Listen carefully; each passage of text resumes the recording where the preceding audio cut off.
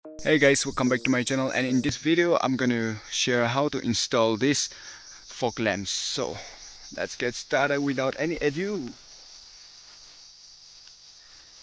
First of all, you have to go to the electrical or whatever shops wherever you can get this wire, and you can get about 10 meters, and you just connect it here to here, and this wire is coming down all the way here. It's very line, single line.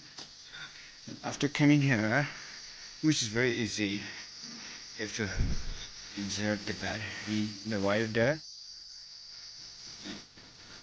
and in this charging port it supplies 12 volts power. Okay, and it can supply power to your car audio system, and you can charge mobile at the same time, and also you can connect other wires. So what I'm gonna do is I'm gonna connect that wire, that fog lamps wire, to, yeah, so which is very easy, and you can do it by yourself. Okay, so if you find it helpful, you can subscribe to my channel and stay for more this kind of updates.